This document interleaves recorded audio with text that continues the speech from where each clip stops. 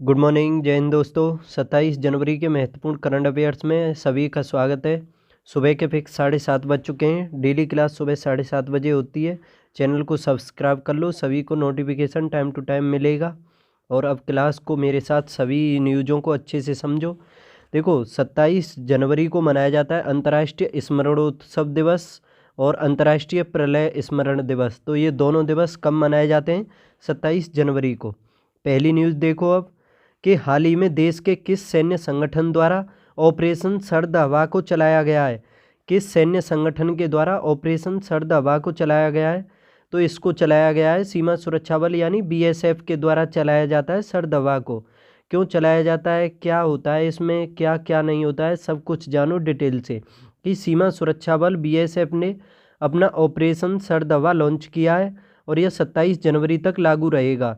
BSF ने operation सर्द हवा इसलिए चलाया है क्योंकि यह घने कोहरे में और कम तापमान के मध्य सीमा के इलाकों में घुसपैठ के अवसर को काफ़ी होते हैं ना। और घुसपैठ के जो अवसर सीमा के भारतीय जो सीमा है और देशों से जैसे पाकिस्तान से लगी हुई है, तो उस जगह पर घुसपैठ अधिक होती हैं क्योंकि कोहरा रहता है, तापमान कम रहता है। तो उसी को कंट्रोल करने के लिए, उसको कम करने के लिए ये ऑपरेशन सर्द हवा बीएसएफ के द्वारा चलाया जाता है। ठीक है, तो समझ गए होंगे। नेक्स्ट न्यूज़ देखो मेरा जुकाम हो रहा है काफ़ी, तो आप समझ सकते हो कि मुझे कितनी परेशानी हो रही होगी समझाने में, लेकिन आप तो केवल क्वेश्चन पर और न्यूज़ पर ध्यान देना। ठीक है, देखो इसमें सेकंड न्यूज़ है, हाल ही में ICC men's T20 cricketer of the year 2023 award से किस खिलाड़ी को सम्मानित किया गया है? ICC men's T20 cricketer of the year award से तो ये सम्मानित किया गया है सूर्य कुमार यादव को। देखो, भारत के धाकड़ बल्लेबाज हैं ये सूर्य कुमार यादव, सभी को पता होगा। और इन्हें पुरुषों में T20 cricketer of the year से सम्मानित किया गया है और ये लगातार दूसरी बार मिला है इनको। ये पहले भी यानी पिछली साल भी मिला था और अब भी मिला है इनको। इसके अलावा ऑस्ट्रेलिया के कप्तान हैं और तेज गेंदबाज हैं पैट कमिंस, इनको क्रिकेटर ऑफ द ईयर से सम्मानित किया गया है। ऑस्ट्रेलिया के तेज गेंदबाज हैं पैट कमिंस, इन्हें क्रिकेटर ऑफ द ईयर चुना गया है। देखो, आईपीएल में सबसे महंगे खिलाड़ी चुने गए मिचेल स्टार्क और दूसरे सबसे महंगे खिलाड़ी यही हैं पैट कमिंस। ठीक है, नेक्स्ट देखो, हाल ही में चौथा डकार रैली खिताब जीत करके 61 वर्ष की आयु में इतिहास किसने रचा है? चौथा डकार रैली खिताब किसने जीता है 61 वर्ष की आयु में? तो देखो, इसको जीता है कार्लोस सेंज ने। किसने? कार्लोस सेंज ने 61 वर्ष की आयु में चौथा डकार रैली खिताब जीत करके इतिहास रच दिया है। सेज की जीत डकार रैली की कार श्रेणी में ऑडी की पहली जीत है, जो एक महत्वपूर्ण उपलब्धि है। सेंज की उल्लेखनीय यात्रा में वॉक्सवैगन, प्यूजो, मिनी और अब ऑडी के साथ जीत शामिल है। तो इससे पहले भी ये वॉक्सवैगन, फ्यूजो, मिनी से भी जीत चुके हैं और अब ऑडी के साथ भी, जो डकार के चुनौतीपूर्ण इलाकों में नेविगेट करने में बहुमुखी प्रतिभा का प्रदर्शन करती है। नेक्स्ट देखो, हाल ही में आयोजित 47वें अंतर्राष्ट्रीय कोलकाता पुस्तक मेले का थीम देश कौन सा है? जो 47वां अंतर्राष्ट्रीय कोलकाता पुस्तक मेला है उसका थीम देश कौन सा है? तो देखो, इसका थीम देश है यूनाइटेड किंगडम। ठीक है, हाल ही में आयोजित 47वें अंतर्राष्ट्रीय कोलकाता पुस्तक मेले का थीम देश यूनाइटेड किंगडम है और ममता बनर्जी हैं पश्चिम बंगाल की मुख्यमंत्री, उनके द्वारा 47वें अंतर्राष्ट्रीय कोलकाता पुस्तक मेले का उद्घाटन किया गया और यह मेला जो है 31 जनवरी तक चलने वाला है। नेक्स्ट देखो, हाल ही में राजस्थान सरकार के किस स्टार्टअप को टॉप परफॉर्मर अवार्ड से सम्मानित किया गया है नेशनल स्टार्टअप दिवस पर? देखो, नेशनल स्टार्टअप दिवस 16 जनवरी को मनाया जाता है और स्टार्टअप कौन सा है जिसको परफॉर्मर अवार्ड से सम्मानित किया गया है, टॉप परफॉर्मर अवार्ड से? तो ये सम्मानित किया गया है मिशन आई स्टार्ट को। किसको? मिशन आई स्टार्ट को, राजस्थान में। ठीक है, हाल ही में राजस्थान सरकार के मिशन आई स्टार्ट को राजस्थान को टॉप परफॉर्मर अवार्ड से सम्मानित किया गया है नेशनल स्टार्ट दिवस पर। और देखो इसमें कि उपराष्ट्रपति के द्वारा भारत के 75वें गणतंत्र दिवस के लिए हमारा संविधान हमारा सम्मान यह अभियान जो है शुरू किया गया है। उपराष्ट्रपति ने शुरू किया है हमारा संविधान हमारा अभियान, ये जो अभियान है हमारा संविधान हमारा सम्मान। राष्ट्रपति द्रौपदी मुर्मू ने कौशल भवन का उद्घाटन किया है। कौशल सशक्तिकरण का मार्ग प्रशस्त करता है। और भारत ओमान IT सहयोग समझौता ज्ञापन को कैबिनेट की मंजूरी मिल चुकी है।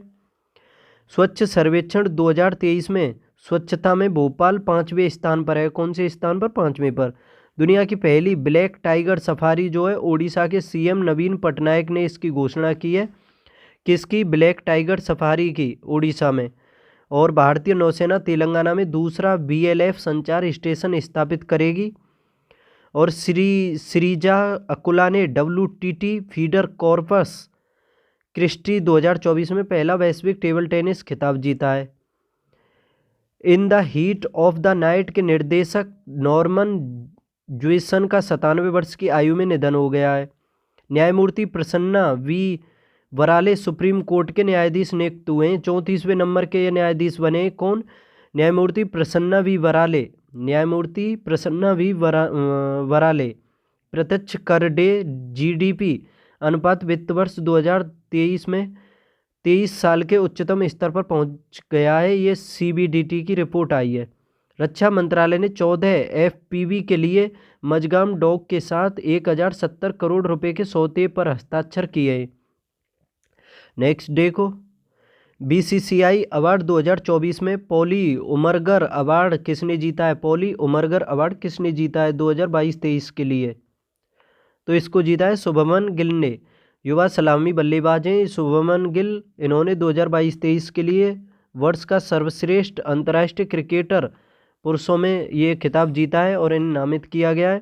मुंबई के तेज गेंदबाज जसप्रीत बुमराह ने 21-22 पॉली उमरीगर पुरस्कार जीता है। अब ये देखो, प्रधानमंत्री राष्ट्रीय बाल पुरस्कार हैं। ये भी जान लो कि आदित्य विजय ब्रह्मणे इन्हें मरणोपरांत मिला है वीरता के लिए, महाराष्ट्र के हैं ये। और अरिजीत बनर्जी पश्चिम बंगाल के हैं, कला एवं संस्कृति के लिए मिला है। अरमान उबरानी छत्तीसगढ़, कला संस्कृति।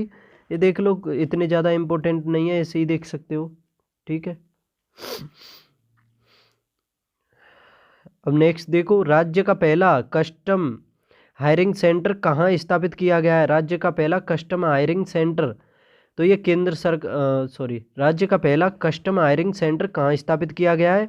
केंद्र सरकार की न्यूट्री स्मार्ट विलेज परियोजना के तहत। केंद्र सरकार की न्यूट्री स्मार्ट विलेज परियोजना के तहत राज्य का पहला कस्टम हायरिंग सेंटर कहाँ स्थापित किया गया है? तो इसको स्थापित किया गया है मदार गांव, उदयपुर में। मदार गांव है एक, उदयपुर जिले में, तो वहाँ पर ये स्थापित किया गया है। राज्य का पहला कस्टम हायरिंग सेंटर मदार गांव में, उदयपुर में स्थापित किया गया है। केंद्र सरकार की न्यूट्री स्मार्ट विलेज परियोजना के तहत न्यूट्री स्मार्ट विलेज परियोजना की शुरुआत प्रधानमंत्री नरेंद्र मोदी ने 10 नवंबर 2021 को की थी और इसके तहत 75 गाँवों का चयन किया गया था। कितने? 75 गाँव का। नेक्स्ट देखो, इसमें विशिष्ट सेवा के लिए राष्ट्रपति पुलिस पदक हैं। अपूर्व, चलो ये भी कोई ज़्यादा इम्पोर्टेंट नहीं है, छोड़ो इन्हें भी। नेक्स्ट देखो, अब भारत के किस राज्य ने मुख्यमंत्री महिला उद्यमिता अभियान शुरू किया है? भारत के किस राज्य ने मुख्यमंत्री महिला उद्यमिता अभियान शुरू किया है? तो इसको शुरू किया है असम सरकार ने, यानी असम राज्य के लिए। नहीं, दोबारा देखते हैं। भारत के किस राज्य ने मुख्यमंत्री महिला उद्यमिता अभियान शुरू किया है? तो इसको असम ने शुरू किया है। किसने? असम ने। भारत के असम राज्य ने मुख्यमंत्री महिला उद्यमिता अभियान शुरू किया है और इस अभियान में उन महिलाओं को वित्तीय सहायता प्रदान की जाएगी जो स्वतंत्र रूप से अपनी उद्यमशीलता यात्रा शुरू करने की इच्छा रखती हैं। ठीक है, तो इसको शुरू किया है मुख्यमंत्री महिला उद्यमिता अभियान को असम सरकार ने। और देखो, इसमें देखो कि 2023 के लिए कर्पूरी ठाकुर को मिलेगा भारत रत्न। किसको? कर्पूरी ठाकुर को। ये मुख्यमंत्री रह चुके हैं पहले उसके बिहार के।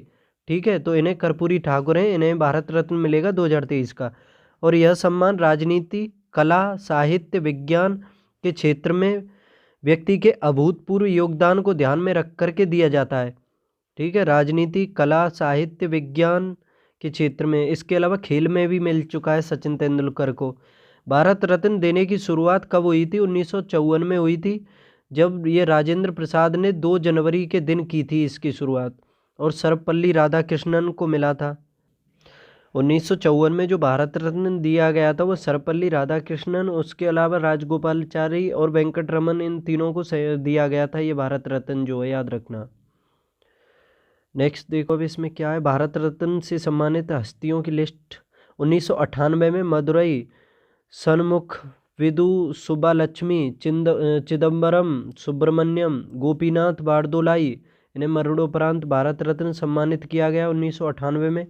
और 99 में जयप्रकाश नारायण को, अमर्त्य सेन को, पंडित रविशंकर को भारत रत्न से सम्मानित किया गया। 2001 में उस्ताद बिस्मिल्लाह खां को, शहनाई वादक थे ये, और लता दीनानाथ मंगेशकर को भारत रत्न मिल चुका है। 2009 में पंडित भीमसेन गुरुराज जोशी को भारत रत्न मिला। 2014 में भारतीय क्रिकेटर सचिन तेंदुलकर को मिला। प्रोफेसर चिंतामणि नागेशा रामचंद्र राव को भारत रत्न मिला। और 2015 में प्रधानमंत्री अटल बिहारी वाजपेयी, पंडित मदन मोहन मालवीय को भारत रत्न मिला। इसके अलावा 2019 में भारत के पूर्व राष्ट्रपति प्रणब मुखर्जी, उनके साथ भूपेंद्र हजारिका और नानाजी देशमुख को मिला। इन्हें सभी को मरणोपरांत मिला।